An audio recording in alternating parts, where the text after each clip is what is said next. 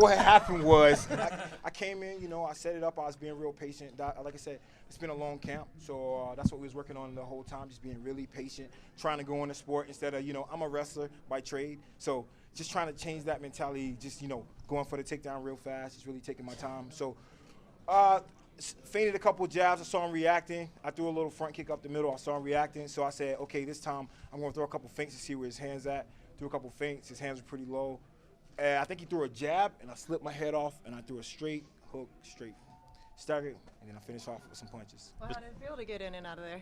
Felt great. You can never plan for these things. I mean, Anderson Silva, I guess he plans for these things. I mean, throughout the years, he's been going out just getting guys out the cage so fast because he's so good. But like I said, I'm still growing, but to go out there and get a fast finish in the UFC, I think Ariel Helwani told me I'm like the 4th guy in the UFC history to have a TKO and submission under a minute. So, like I said, I'm just trying to keep getting better every fight and improve. And my main thing is just be a role model, I don't smoke, I don't drink. I just want to be a positive role model to the kids out here and just hard work, This fight was a long time coming, as evidenced by the worth of the weight video that came out before it.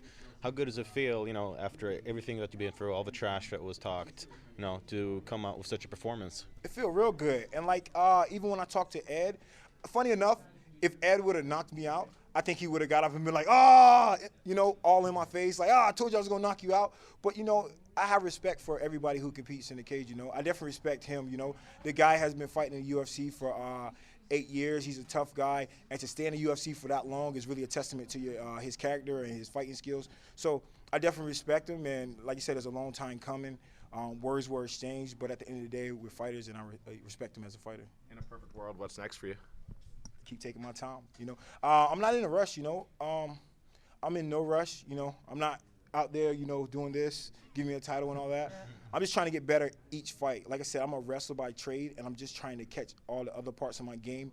And when I do that, I believe I definitely can be champion of this division, and I plan on fighting for a long time. So like I said, just taking my time, sticking with the great camp with Greg Jackson down in Albuquerque, and just keep getting better each fight. Remind us, your last fight wasn't really that long ago, right?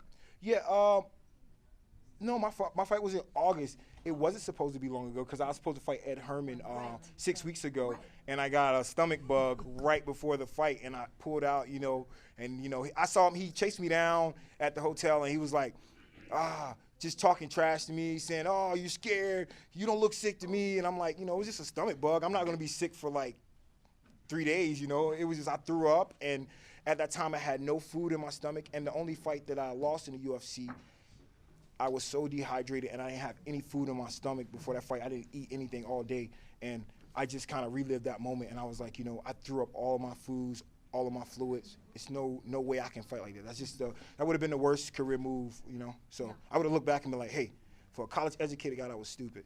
So didn't want to, do that. So there was no extra satisfaction in this victory? Nah, everybody's the same, Like I said, I'm not a jerk. I'm not an a-hole. I don't even know why I'm fighting because I'm a nice guy. But, nah, it was no gratification. I want to beat everybody up. I want to win. I just want to win. I just want to keep getting better.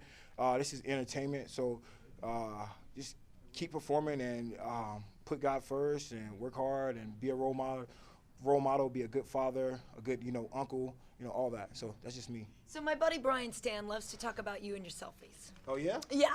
Every time we do a show together, he always talks about you taking your selfies and everything. You still doing that a lot? No, you know what? I slacked off a little bit. But, after this one, Form 1 in the UFC, I think I'm headed in the right direction. I think I might get back on my selfie game, As you mentioned twice, you're a wrestler by trade, but your stand-up's been looking great lately, and obviously you proved it tonight. Does it feel nice? I mean, obviously, I know you respect your wrestling background, but does it feel nice to sort of develop your game a bit in a stand-up as well? Yeah, definitely. Anytime I can add any new parts of my game, I like to take a guy down and like knee bar him or heel hook him or like Paul Harris or something like that, Anytime I can keep developing and getting, new tricks. Like I said, I'm at the best camp. I see John Jones just, every fight, he just improves. Like, everybody has issues and things they go through, but when this guy is in the gym, he's locked in and he's always focused and always, really, trying to learn new tools. So I'm really trying to up my part of the game with that. So what's the next trick we can expect from you? I can't tell you because it wouldn't be a trick.